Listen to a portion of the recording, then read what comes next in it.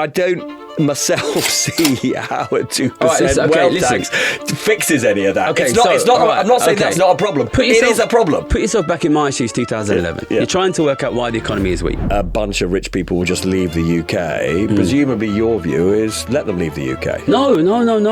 No, listen. I think we need to be really careful about doing this tax. These are dynasties that are being created, right? These are the new pharaohs. So have you got more than 10 million? Because they want to know. I'm not telling you, if you tax the rich, that suddenly we're going to be in Valhalla. But I am telling you, with absolute certainty, if we don't, it's going to be hell. Quite a lot of people like you who have just lost all hope. People listening out there who either want to help young people or indeed are those young people who think there's nothing out there for me. What do you say to those people?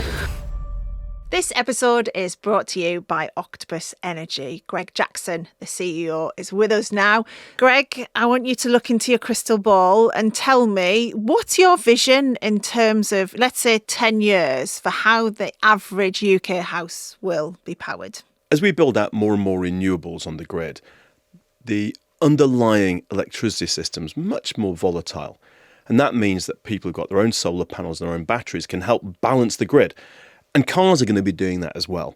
So you're going to end up with a system that looks a lot more like the internet, where everything is automatically improving, just like in the internet, improves your bandwidth. Here it'll be improving your energy cost, and prices are going to come down. And by the way, it brings prices down even for those people who don't have the solar panels and the batteries or the electric cars, because it makes the whole system more efficient for everybody. Let's hope that's right then, Greg. Thank you. Now on with today's episode.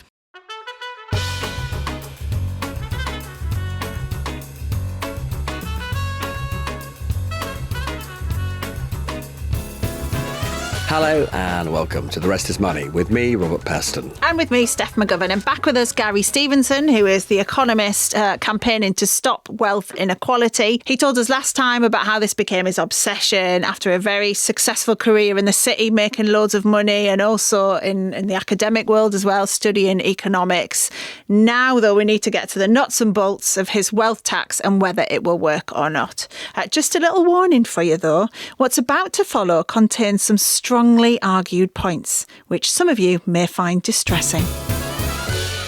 I suppose just now, coming back to the campaign that you are very much fronting at the moment, which is a 2% wealth tax on those with assets of 10 million or more. If you identify, which we talk a lot about on this podcast, as some of the big problems we face in this country, and actually it's not unique to this country, but young people finding it enormously difficult to accumulate any kind of wealth, can't get on the housing ladder, pension savings are, I would argue, structured in a way that makes it, again, very hard compared to my generation of young people to, accumulate a serious pot of money. So there's that set of issues. Then you've got 20 years or so of, certainly since the global financial crisis, and particularly for those on average and below average incomes, you've got stagnating living standards. Right? These are, real significant problems and undermining of the idea that the economy works for the majority of people. And I think, having read you and listened to you, that is an analysis you share.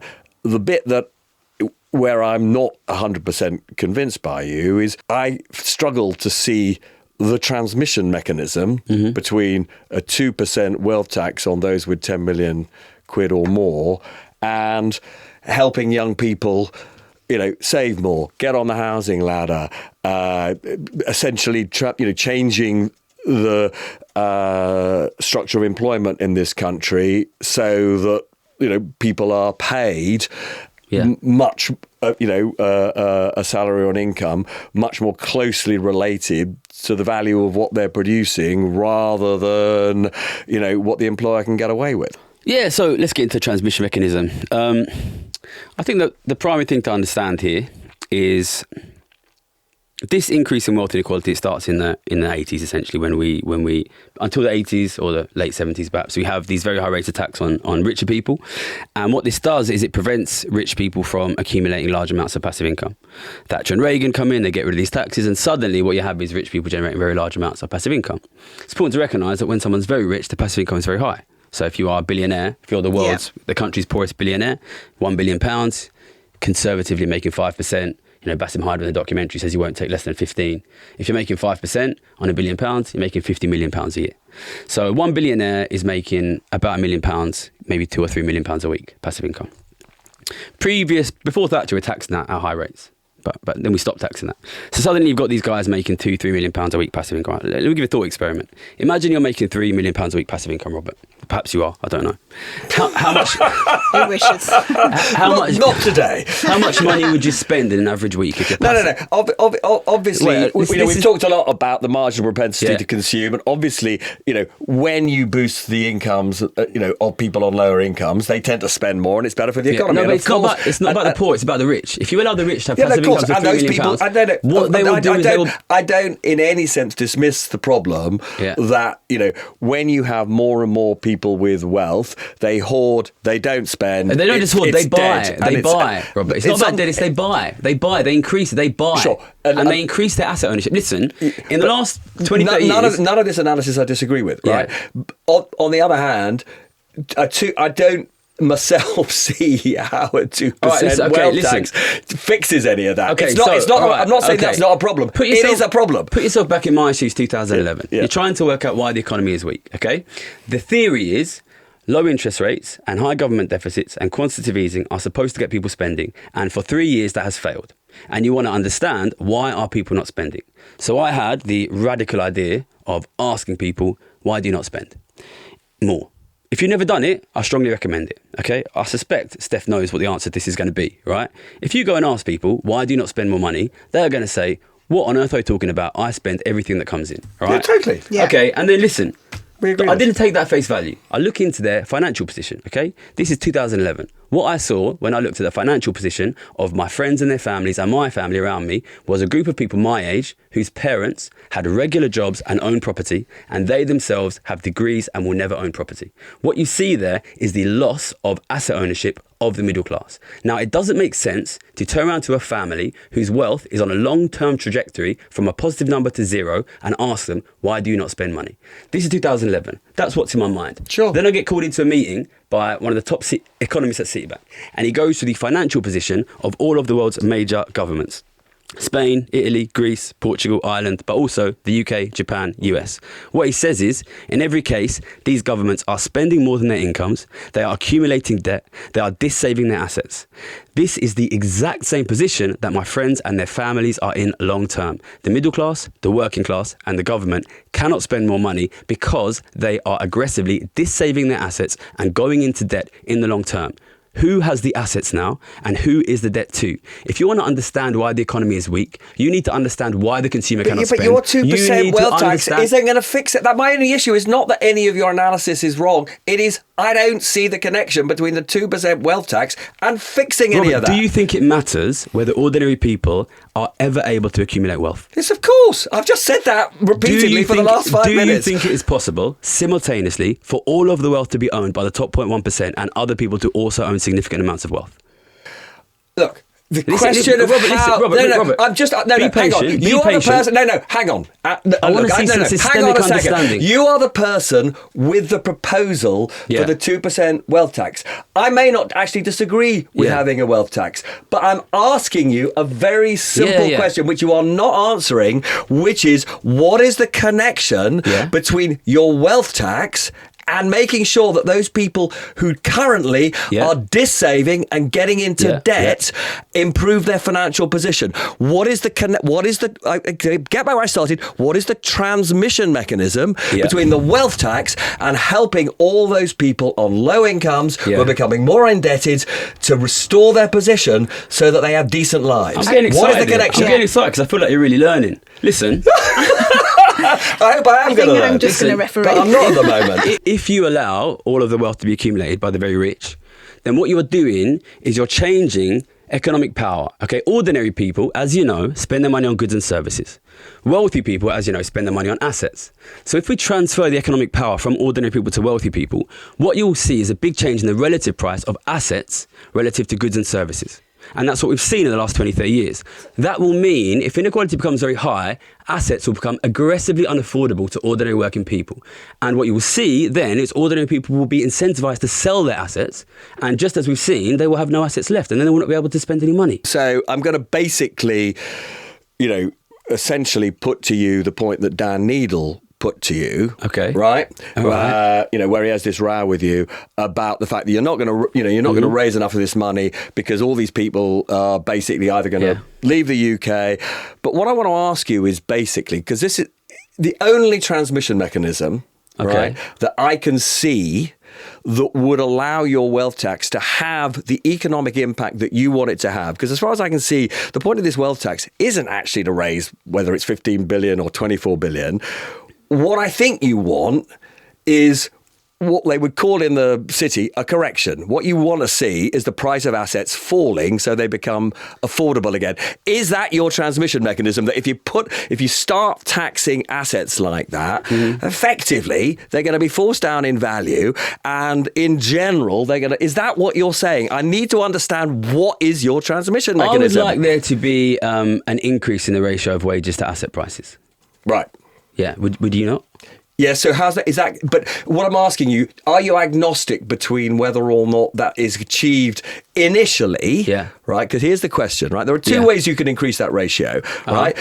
Asset prices can remain where they are and wages can rise, or asset prices can fall. Yeah. And at that point, whatever your wage is, your asset becomes more affordable. So which of those would you like to see, or do you not care? I would prefer to see asset prices stable and wages rising. Okay, and how are you going to achieve that? That's my point. Yeah, so the aim is you stop the ability of the richest people to aggressively purchase assets. As you can see from my T-shirt, it's tax wealth, not work. We use that money to reduce tax on working people.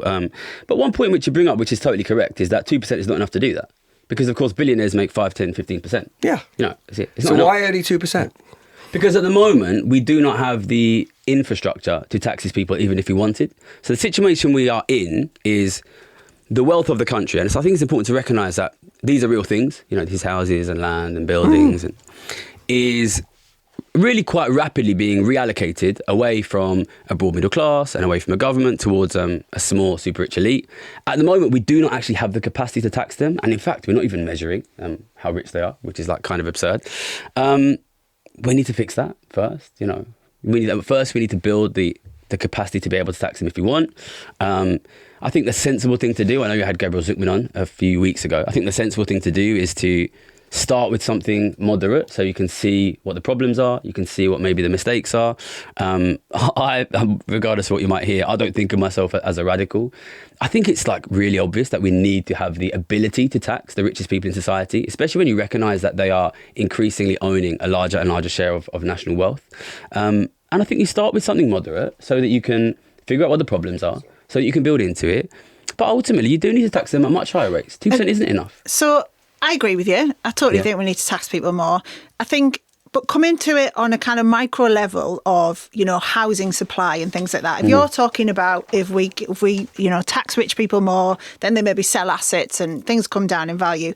It's going to take a long time before that filters down into the problem we have with the lack of affordable housing. We need something like 100,000 affordable houses every year to be built in order to meet the current demand, don't we? And that's not happening. We had lots of talk at the start of the Labour government when they came in saying we're going to build these 1.5 million homes. We're nowhere near that, these affordable homes.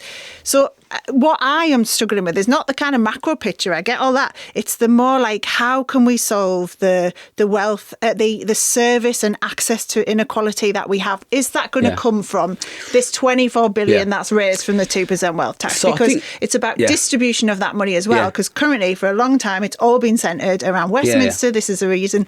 And this is a great question. I think the best way to answer your question, do you know Mr. Beast? You know Mr. Beast? Yes. You know Mr. Beast? We do. He's this big YouTuber, and he does this thing where he makes loads of money, he goes to Africa and he pays for blind kids to have eye surgery. Yeah. And the eye surgery is not expensive, and these kids get their eyesight back.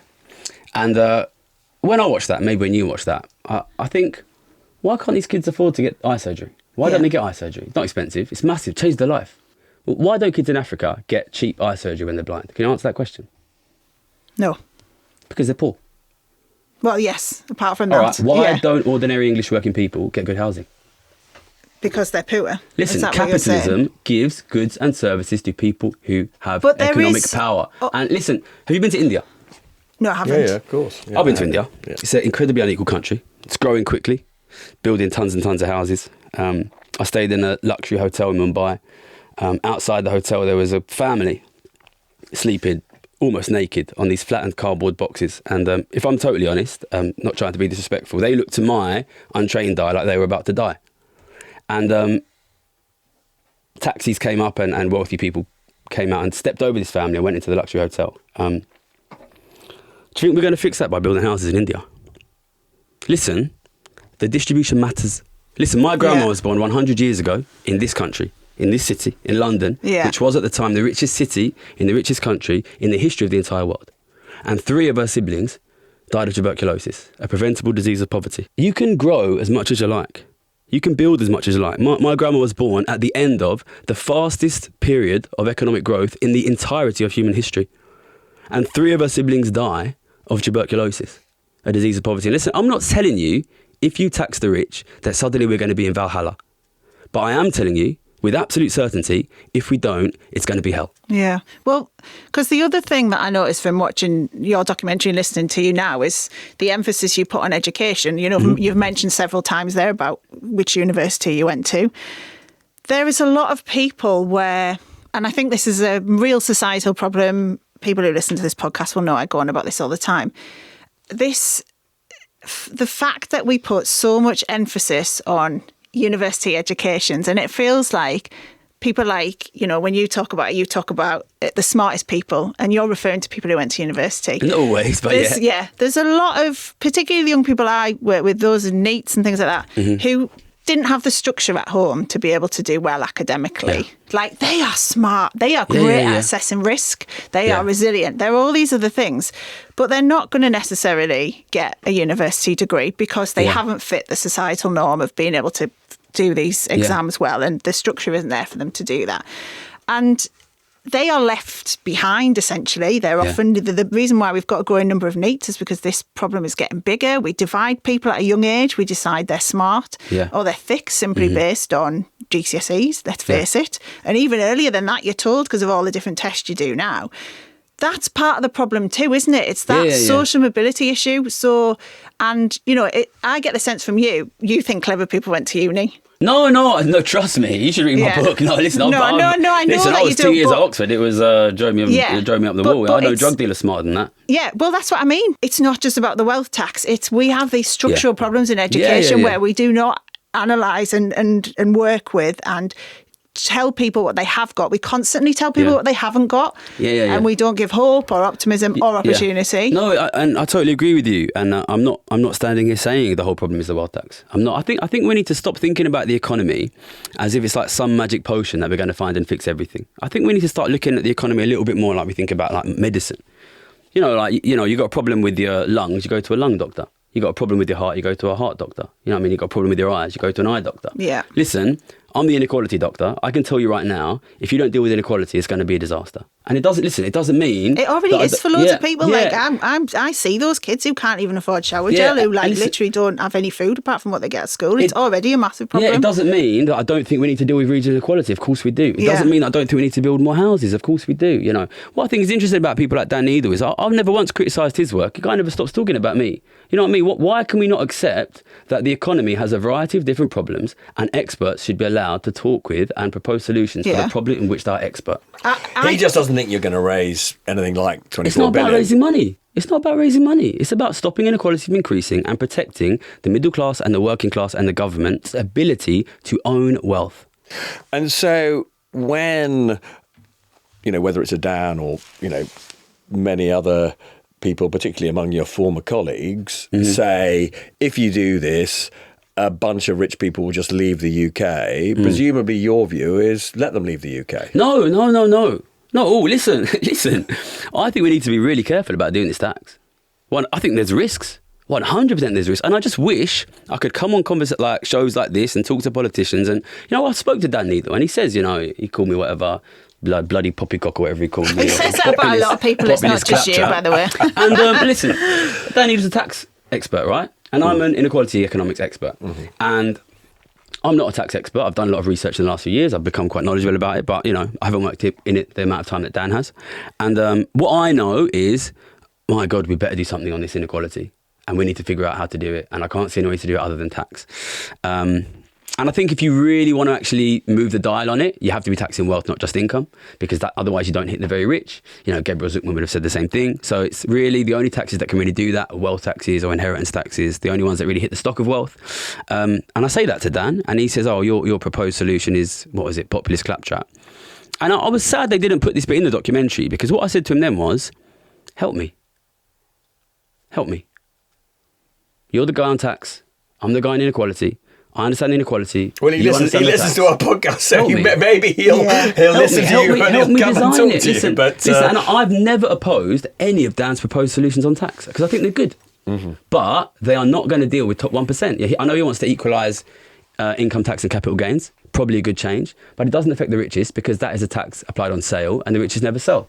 We do need to do something about top 0.1%. So I guess, if you look at so many of the drivers of this extreme wealth inequality over the last, let's say, 30 odd years, right? So some of it, if you look at the kind of, the Elon Musks of the world, is simply that we have now technologies which are of a sort of winner-takes-all nature. They're completely under-regulated, these essentially digital technologies, so that, if you are, this is now going back to older technology, but if you are the search engine of choice, Google, that is just a license to print money. And, if you happen to be an early backer of Google or a founder, you are, a multi-billionaire accumulating sums of money that, you're unable to spend, your descendants going, these are dynasties that are being created, right? These are the new pharaohs of the world. And frankly, I don't believe that a 2% wealth tax is going to have any impact on an Elon Musk. We had, as you pointed out, and you were totally right about this. I remember, talking about it in 2008, 2009, 2010. The problem with quantitative easing is it just massively inflates the value of assets, and at a stroke just widens those fundamental wealth inequalities, and that rolled all the way on until essentially we had the great unwinding after COVID. But those inequalities are still extreme and there. And so I suppose part of my critique is not quite the right way of putting it, although actually it probably is a critique, is that I slightly feel that the 2% wealth tax it addresses a symptom, but it doesn't actually get us into a debate about the causes. We are now in the midst of this artificial intelligence economic and social revolution, where again we are getting this winner takes all bonanza for the founders and the financiers of these industries, and just the most incredible amount of power transferring to a limited number of people. And again, I'm afraid to say a 2% wealth tax isn't going to address any of that. This requires much more. This requires really significant government intervention of a sort that no government in the world is either talking about or has the courage to do. Can I ask you a question, Robert? Touch wood, this never happened to you. If you had an incurable cancer and someone came up to you and said, I've got something which is not going to cure your cancer immediately, but it's going to slow down the rate of growth and it's going to give us the chance to cure it in the long term, would you say no? I'm not saying no to your wealth tax, by the way. It sounds a bit like you're saying no, Robert. No. I'm saying that if you really want to be leading a really constructive debate here and reallocating power, you got to go further than what you're talking about, because there is a genuine risk that what happens with this kind of thing is, we all wear the badge, we're doing the wealth tax, we all feel better about ourselves, a few rich people complain. So you want to and what you don't have is the kind of debate which we need to have about how you shift power. But I wish we could have that debate. I wish, and if you want to have me on, we can have that debate. I wish, listen, I'll be honest, I'm sick of being the guy that turns up and says, hey, I'm the inequality guy. In my area of the ship, there's a hole in the bottom of the ship. Come help me fix this hole. And people say, oh, but your specific method of hole fixing is not really my favourite method, so fuck off. Sorry, I'm not saying that to you, by the way. Listen, but I'm just trying to open it up. I've got to be honest.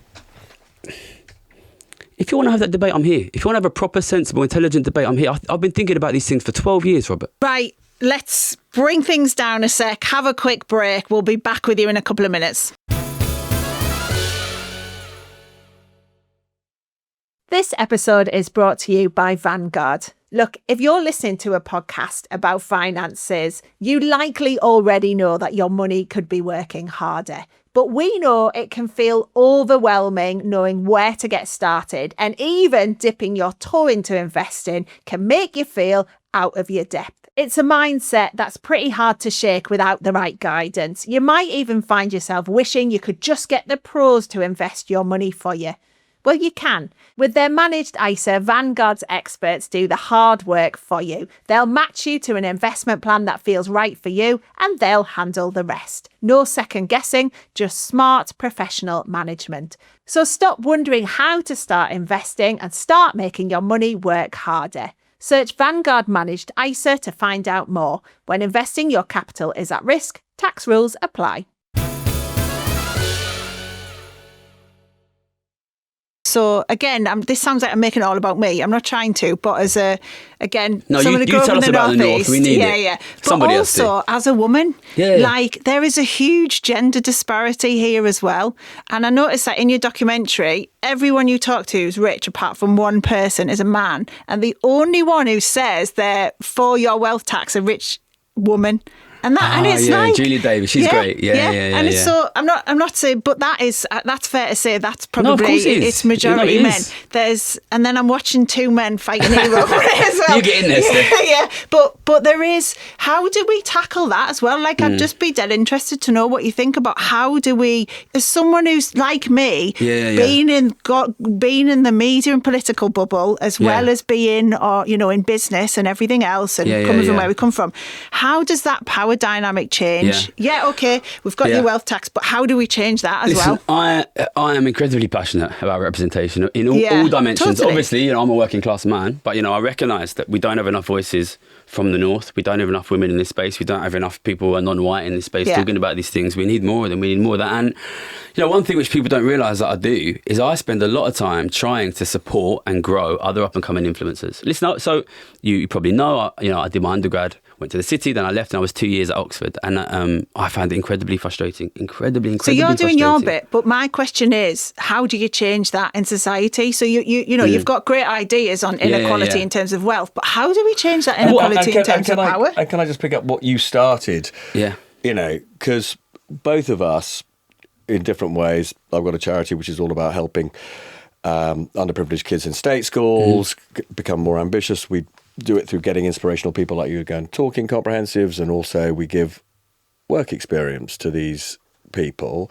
And and you do an enormous amount of work again with kids who've got nothing to try and encourage ambition. You were an unusual working class kid who knew from quite a young age you wanted to make it, right? Quite a lot of people like you who we talk to in schools have just lost all hope, right? They don't have parents who, their parents basically say, oh, don't bother, and how do we, because it'd be good to finish on a genuinely positive note.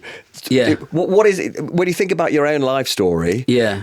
And if there's people listening out there who either want to help young people or indeed are those young people who think there's nothing out there for me, what do you say to those people? One story comes back to me when you talk about this question, which is 2 years ago when my book first came out. I was in London Bridge drinking, celebrating the book coming out till quite late, and I left at like 1 a.m. and I was unlocking my bike, and a guy came up to me, and he was from the Northeast actually, and he was like, I love your stuff. I'm really happy to see what you're doing. And then he started to get a bit emotional, and he was like holding back the tears basically. And I was like, it's all right. It's like, well, what's wrong? And he just said to me, no one ever told me before it wasn't my fault. That's what he said. Yeah. And then he got emotional because he knew he was like holding back the tears, and he ran off. And then he just said, I'm going to buy a book. I'm just saving up the money. And I had one in my bag. I could have given him, but he ran off, And this, and I think it's important for people like yourself from podcasts like this to recognise, of course, people should do everything they can to look after their financial situation, to look after their families, to work forward. But I think sometimes when we fail to recognise and discuss the societal problems that are making it harder and harder and harder, and we emphasise the individualistic solutions that individuals can try and do, the message that we subconsciously send to young men and women is it's your fault. And the truth is, it should be the responsibility of people like us, and I know you're both clearly doing great work, who have a bit of money, who have a bit of time, to fix those problems and let those people know we recognise that things are getting harder for you every day. Do you know what the most common thing I'm asked when I go into schools and talk to them in deprived areas is, what car do you have? How much money do you earn? And you see the teachers panic because they're like, oh my gosh, you're going to talk about money. We've made money sound vulgar though as well, haven't we? And like that, you were the same kid, I was the same kid thinking, how can I make money? Because that's the way. And unfortunately for some people, it ends up being illegal because they don't really have any. It feels like they don't have any other choice. So how do you, like, harness that? Because I think the kids say they want to make money though, don't they? And that's what we should harness as well. I think what I think about a lot recently is the fact is we have now created an economy where it is increasingly very, very difficult, especially for people from less advantaged backgrounds, even for people towards the middle, to really make any decent money. Yeah. And there's a question for me about what is the story we sell to these people, to young people who don't really have opportunity. And the story that I want to say is, listen, it's not your fault you're born in this time. And the truth is, you'll probably never be rich because that's the world that your parents and your grandparents failed to protect for you. But what you can do is you can build a better future for your kids. And you can change the systemic problems. And you can fight for your community. And you can fight for your family. And, that might not buy you a luxury car, but it can buy your kids security. And that's, listen, I don't need to do this. I don't need to be on this podcast. I don't need to do this documentary. I don't need to write this book. I do this because I love this country and I don't want it to go to pot, you know what I mean? And I want people to be able to have opportunities, I'm tired, to be honest. I've been working hard for the last 2.5 years and I don't really want to do this media campaign, but I turn up every day because I want the public to see that I do it even though I don't have to. And what I want them to see is we will do it too. We will do it too. We will fight to build something better.